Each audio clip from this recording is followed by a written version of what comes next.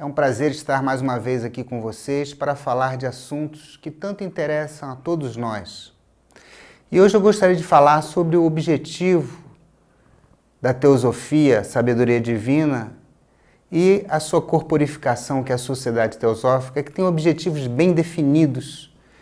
E o primeiro objetivo da sociedade teosófica, todos sabem, é o da fraternidade.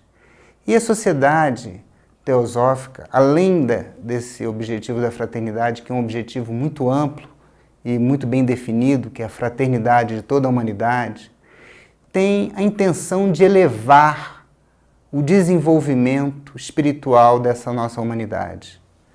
A humanidade, quando eu falo da humanidade, não é apenas só o ser humano, não são apenas toda a coletividade de seres humanos, também inclui o planeta Terra, inclui também toda a biodiversidade da fauna e da flora, do qual nós, seres humanos, também somos responsáveis.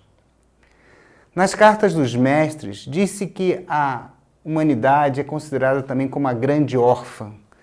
Então eu gostaria de fazer uma pequena analogia de que, como todos nós, nesse planeta Terra, essas nações que as compõem, que nós sabemos que são várias nações, vários países, seriam como vários irmãos. Digamos que os Estados Unidos, a França, a Inglaterra, o Brasil, o Paraguai, o Uruguai, o Iraque, Israel e Camboja, o Vietnã, fossem todos parte de uma família humana cujos pais já não estão ali para cuidar deles. Ou seja, como se fossem vários irmãos, mais velhos e mais jovens, alguns mais fortes e desenvolvidos, alguns mais frágeis, alguns deficientes, alguns que ainda não aprenderam sequer a falar, alguns que ainda precisam ser cuidados pelos irmãos mais velhos. E como os pais não estão ali, há uma grande luta, cada um pensando no seu próprio futuro, na sua própria necessidade. Os mais velhos têm dificuldades e necessidades diferentes dos mais jovens. Os mais velhos querem desenvolver-se intelectualmente, cursar faculdade, procurar um emprego, enquanto os mais novos dependem no seu cuidado mais diuturno, de alimentação, de cuidados quanto ao próprio cuidados fisiológicos, não é? Então, esses irmãos vão ter que se reunir e vão ter que definir o que é o mais importante para cada um deles. Eu diria que o Brasil talvez fosse um irmão do meio, que tem que fazer o papel de interlocutor entre os irmãos mais velhos, mais fortes, talvez até mais aguerridos, com os irmãos mais jovens, mais necessitados, talvez até mais necessitados mesmo, de carinho, de atenção, de comida, de limpeza, de atenção em todas as suas necessidades. E o próprio Brasil seria um irmão também que tem as suas próprias necessidades individuais e que tem que fazer com que esse diálogo ocorra, porque são todos crianças, não há um adulto. Há os irmãos mais velhos e os irmãos mais jovens dessa família, mas os pais não estão aí para fazer a justiça, para dividir equitativamente o que é melhor para cada um deles. Eles estão, digamos assim, entregues à sua própria sorte, ao seu próprio destino. E aí começa o caos, começa a crise, começa a dificuldade. Porque existe o egoísmo, a competitividade e a ideia de que cada um deles tem as suas necessidades que são mais importantes que a dos outros. E é nesse caos que o mundo se encontra. Porque cada país e cada ser humano está envolvido no exclusivismo e no egoísmo próprio. Cada uma das pessoas acham que as suas necessidades são mais importantes que a dos outros. E esquecemos de contemplar a humanidade como um todo, o planeta como um todo. Nós vemos que até hoje, a gente não conseguiu ainda uma unificação em termos de como nós estamos agredindo o planeta. A gente percebe que a gente está conseguindo influenciar no clima do mundo.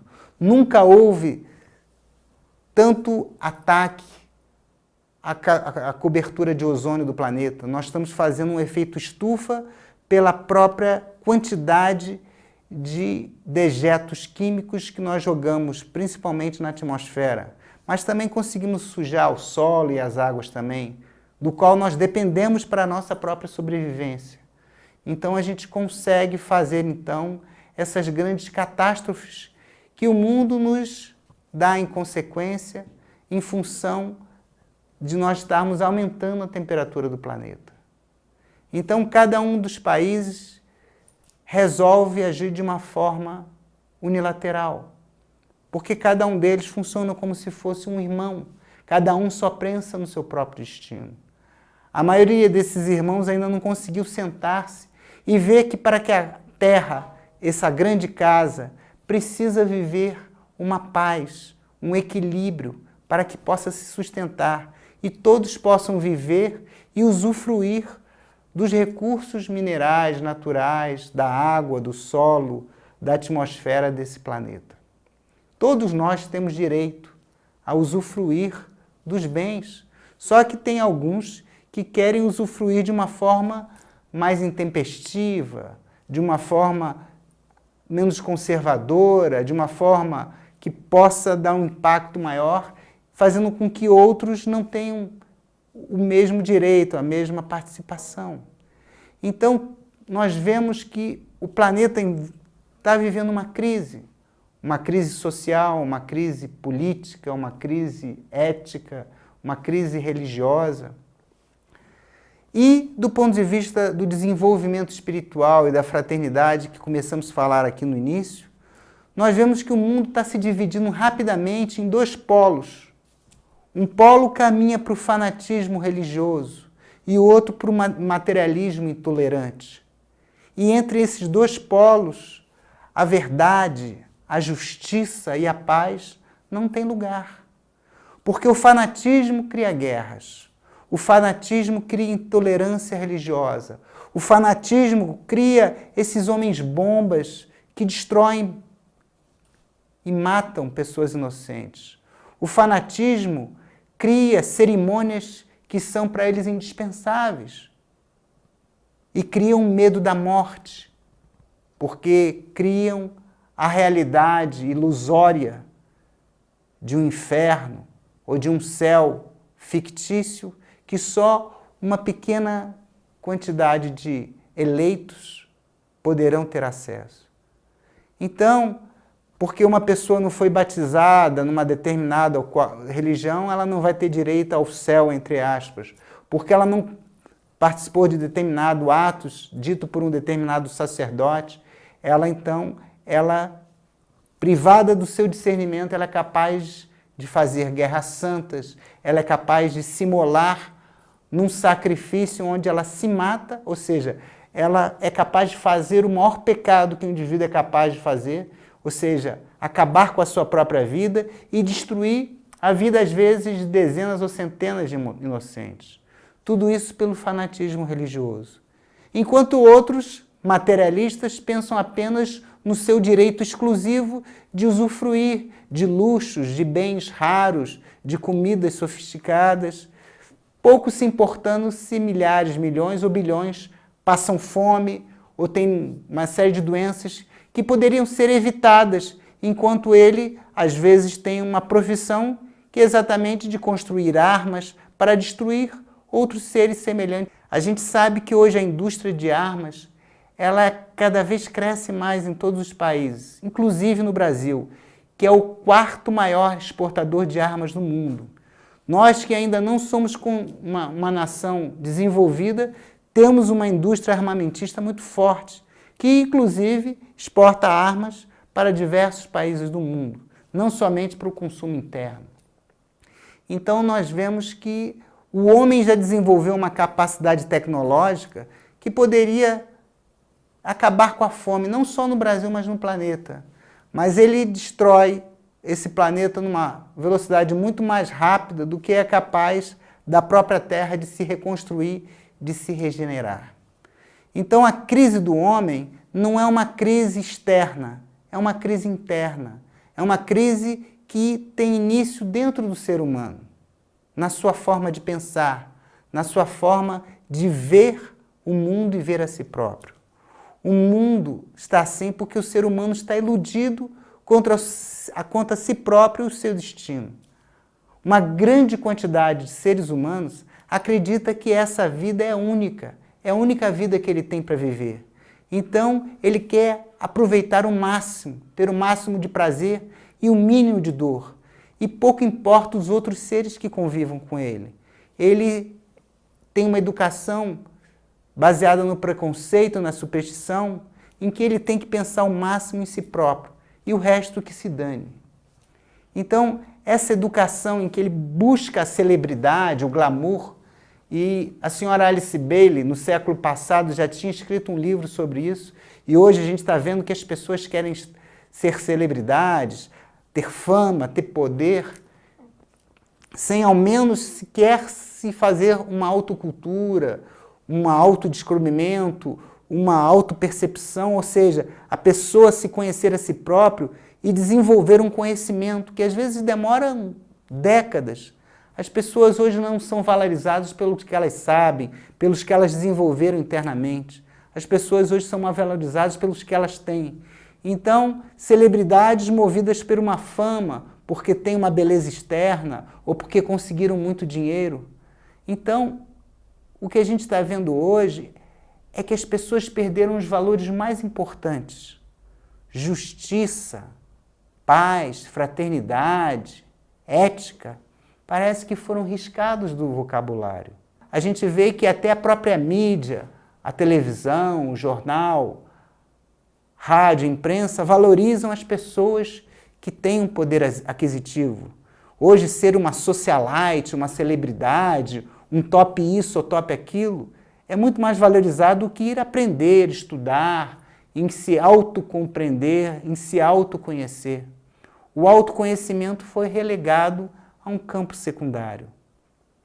Antigamente, as pessoas estavam muito voltadas para uma cultura, a poesia, a música, a verdadeira poesia, eram incentivadas. Hoje o que a gente vê é que as pessoas não estão muito dedicadas a isso. Querem o sucesso imediato, o sucesso relâmpago. E mesmo, às vezes, às custas de fazer uma música ou uma poesia que não pode nem ser considerada música ou poesia. Tal baixa é a qualidade, tanto musical como conteúdo dessas próprias músicas que a gente vê que pululam nas rádios e nas televisões de todos os países. Por isso a gente tem uma programação tão pobre na televisão, músicas que às vezes ridicularizam, né, a mulher, a paz, a sociedade, as crianças, os animais. Então, nós vemos com apreensão que a educação, a verdadeira educação hoje é falha. Porque o ser humano é constituído por uma parte animal e uma parte espiritual. Essa parte animal vem fazendo guerras, vem fazendo a competição, vem fazendo o egoísmo, e a gente pode estimulá-la. Se a gente estimular, a gente vai ver a competição entre crianças, que depois se transformam em brigas, que depois, de uma forma muito mais amedrontadora e mais fantástica, se transformam nas guerras. Porque as guerras, as competições, os pequenos combates nascem dentro do ser humano. Por isso é tão importante o início das coisas, não somente o fim. Se nós queremos, como ter finalidade, a paz, nós temos que iniciar essa paz dentro de nós. Criar um ambiente de paz nas nossas almas, na nossa educação. Porque há possibilidade de nós fazermos isso. Porque o ser humano tem essa capacidade também. Ao mesmo tempo que ele tem a capacidade de guerrear, de ser egoísta, de ser combativo, ele também tem a capacidade de se regenerar, ele também tem a capacidade de compreender e pôr uma luz sobre os seus próprios problemas e perceber as ilusões que ele próprio cria e dissipar a superstição, dissipar o preconceito. E existem muitos preconceitos e muitas superstições. Eu gostaria então de enumerar as várias superstições e preconceitos do qual o homem é refém hoje em dia. Uma delas que a carne é indispensável na alimentação humana. Está mais do que provado que a carne é um alimento, mas é um péssimo alimento. Eleva o colesterol, causa uma série de cânceres e que o homem pode se privar dela com muitas vantagens. E o ato de nós termos que mantermos animais presos ou animais soltos no pasto cria esse desequilíbrio ecológico que leva com que a gente acabe com a Mata Atlântica, com o Cerrado, com o Pantanal, com a Amazônia. Isso está mais do que provado. Quem já viu o documentário A Carne é Fraca, que passa na União Planetária várias vezes durante essa programação, vai poder perceber como isso é um preconceito, mas que foi incorporado durante séculos na cultura ocidental. Existem povos que nunca comeram carne e nem por isso são mais frágeis. A gente vê que os animais herbívoros são até muito mais fortes. Existem muitos preconceitos. Preconceito contra a mulher, preconceito contra o negro, contra o pobre, contra as classes mais baixas das populações. E isso são preconceitos, são superstições.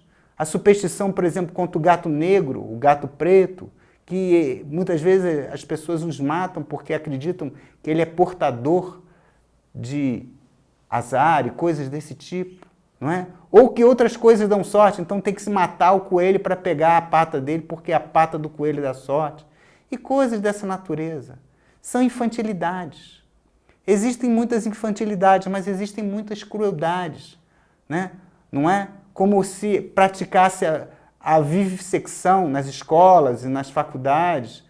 É importante para conhecer a natureza fisiológica, anatômica, e a gente sabe que isso é uma grande maldade. Não há necessidade de fazer isso, porque hoje já se conhece perfeitamente como é a natureza interna dos animais e dos seres humanos. Então existe uma série de superstições e de preconceitos. Essas superstições e preconceitos têm que ser erradicados da mente humana. Fomos nós que criamos essas superstições. Nós temos uma forma ilusória de nos vermos e vermos os outros. A gente sempre acha que nós sabemos mais, entendemos mais e que o outro não entende nada. No entanto, o outro pode ter um conhecimento muito maior, mesmo que ele seja iletrado. A gente às vezes vê que o índio, ou que as pessoas estão mais próximas à natureza, mesmo que não tenham acesso à cultura, à escola, à televisão, conhecem às vezes muito mais intuitivamente do que nós pensamos que conhecemos. Então há que haver uma troca, uma aproximação, sem barreiras, sem preconceitos. Se as culturas deixassem de lado as suas diferenças e vissem o que elas têm em comum, poderiam crescer muito mais. Nós temos muitas dificuldades, porque nós criamos muitas guerras, muitas dificuldades, nós nos afastamos. Por que nós somos mais importantes ou nos achamos mais importantes? Se nós nos considerarmos a elite, ou a classe superior, ou a classe média, nós então temos a obrigação, por sermos a classe pensante, de cuidar das classes menos abastadas ou menos favorecidas pela sorte, pelo destino, pelo karma. Porque nós detemos esse conhecimento. Então, esse é um compromisso nosso. Um compromisso de desenvolvermos a todos, mentalmente, espiritualmente e educacionalmente. Essa educação tem que se voltar para tudo. Na medicina a gente sabe quão importante é a prevenção. E isso também a gente sabe como é importante a educação. Já grandes seres falam que se a gente educar, nós não precisaremos puni-los ou prendê-los quando chegarem à idade adulta. Nós temos notícias que nas classes menos favorecidas é que estão a maioria dos presos. E nos países que têm a pena de morte, são esses que vão ser condenados à morte. Os pobres, os negros, os hispânicos. Então, se a gente vê que tem culturas que pregam a paz, a fraternidade, nessas culturas praticamente não há nem penitenciárias. Nos países budistas, nos séculos passados, nem penitenciárias existia. Porque as pessoas tinham uma outra forma de ver e reverter essas situações de luta. Mas nós criamos uma sociedade violenta, uma sociedade que busca o lucro, que busca o egoísmo e que há uma grande desigualdade social. Então, nós estamos criando uma cultura de violência. E essa cultura de violência está na televisão, está no cinema, está no que a gente diz, as artes. Que tipo de cultura nós vamos dar aos nossos filhos, aos nossos netos? O que a gente pode desejar para o amanhã, para esse país, para esse planeta? Se a gente não desenvolver uma cultura de paz, uma cultura de tolerância, tolerância religiosa, tolerância política, de ética, não falo nem de moralidade, nem de costumes, falo de uma verdadeira ética, baseada numa verdade, que somos todos irmãos, que nós não somos diferentes do outro. Até a genética está mostrando que entre os seres humanos há muito pouca diferença genética. Inclusive, muito pouca diferença genética até para os macacos, que são nossos primos. Até diferença genética até para os ratos, que nós usamos como cobaias para desenvolver uma infinidade de medicamentos e cosméticos, e que são silenciosamente levados a desenvolver toda uma série de crueldades para que eles possam nos dar uma série de remédios, medicamentos, seja para o câncer, seja para as doenças infecto-contagiosas, ou seja nas doenças degenerativas, ou até para a própria cosmetologia, porque o mundo está cada vez mais preocupado com a aparência, com a beleza, com a embalagem, que é o corpo físico, no qual mora essa alma imortal, que habita em todos os seres, e que essa alma imortal está passando por essa vida transitória para aprender, para adquirir conhecimento, e que vão ser necessárias várias e várias vidas para que ela compreenda a beleza do seu destino, a beleza do seu futuro. E se a gente não cuidar agora, o mundo vai cair numa grave crise que a gente está vendo pela eclosão de guerras. As pessoas hoje veem pela televisão, pela internet, como países querem desenvolver bombas atômicas para criar um desequilíbrio e um medo cada vez maior. Então, todas essas armas, sejam elas convencionais ou não, nascem da inteligência humana baseada para o mal. Mas a gente também pode utilizar a inteligência humana para salvar pessoas, para distribuir uma boa programação, seja no rádio, na televisão, na imprensa escrita. Podemos desenvolver muitas coisas, seja para o bem e para o mal, desde que a gente possa se apropriar dessa verdade que existe em todas as religiões, que existe em todas as culturas, mas que não foi devidamente passada de geração em geração, porque o egoísmo, porque a superstição, porque o preconceito e exclusivismo de determinadas castas ou classes superiores não possibilitou que essa verdade pudesse caminhar de geração em geração. Então hoje a gente tem que fazer um resgate disso para que o futuro da humanidade, o futuro espiritual do homem seja preservado. E o futuro da humanidade é algo magnífico, porque ele tem dentro de si a chispa universal, eterna e imortal. Ou seja, a divindade mora em cada ser humano. Dentro dele adormece essa possibilidade, adormece essa capacidade de se desenvolver. E só pode se desenvolver se tiver uma educação plena, se tiver uma educação sem preconceitos, sem superstições, onde ele possa perceber que dentro dele e dentro desse planeta há uma possibilidade magnífica de compreensão e de crescimento.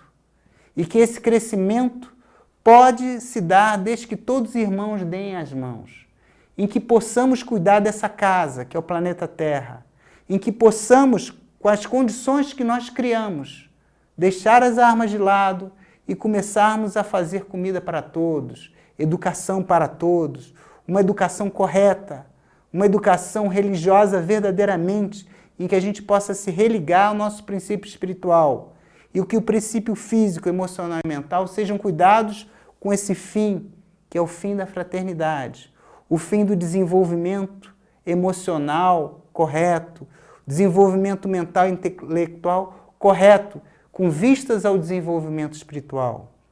E o desenvolvimento espiritual, ele é independente de religião, ele é independente de nacionalidade, ele é independente de cultura. Porque em todas as nacionalidades, em todas as culturas e em todas as nações, podemos ver a verdadeira flor da espiritualidade legítima, nascida da intuição, do contato com a natureza, da caridade, da bondade, da alegria em se cuidar dos menos favorecidos, das crianças, dos desvalidos, dos deficientes, dos animais e das plantas. Temos que cuidar da fauna, da flora, mas temos que cuidar especialmente do nosso interior. Não somente visualizar externamente aquilo que vai nos dar prazer, poder e fortuna. Porque hoje as pessoas estão muito preocupadas com o tempo que lhes resta para ter poder, fortuna, muitas vezes para espezinhar, para pisar nos outros, para adquirir coisas somente para si. Temos que ter uma visão mais altruísta da natureza. Temos que ter uma visão que não seja voltada só para mim, para o meu eu, mas para o todo. Uma visão baseada no amor, que seja inclusiva, que possa englobar todas as nacionalidades, banindo o nacionalismo exagerado, que é capaz de guerrear, é capaz de criar convulsões e guerras. Não falo desse nacionalismo, falo do verdadeiro patriotismo, do patriotismo em que a espiritualidade seja o mais importante. Antes de ser brasileiro, eu sou um ser humano. Antes de ser brasileiro, eu sou um cidadão do mundo. Antes de ser americano, russo, judeu, maometano, budista, eu sou um ser humano e dentro de mim habita essa chama humana que está habitando você também. E isso é que é capaz de fazer uma redenção do planeta.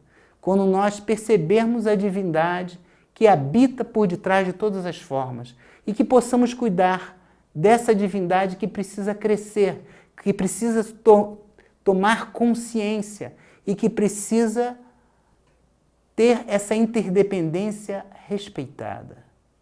Então, o respeito ao outro, o respeito às diversidades, o respeito à diversidade cultural, diversidade religiosa, o respeito às diversas religiões, sabendo perceber o preconceito e o fanatismo que possa exigir, ou seja, que saibamos diferenciar o joio do trigo. Assim, talvez a gente compreenda a verdadeira mensagem, por exemplo, do cristianismo. Quando Jesus nos fala, amai os vossos inimigos. Ele não falou assim, apenas tolere, apenas deixe os vossos inimigos ali. Não, ele falou, amai. Para amar tem que entender. Para amar tem que haver boa vontade. Para amar tem que haver aproximação. Então, se a gente se aproximar, a gente vai ver que os inimigos não são nossos inimigos. Eles são nossos irmãos. Eles são como nós. Precisam de atenção, carinho, precisam ser compreendidos. O amor começa com a compreensão. Então, se a gente puder nos compreender um pouco a nós próprios, poderemos compreender o outro, que não é nosso inimigo, que não é nosso amigo, ele é nosso irmão. Obrigado.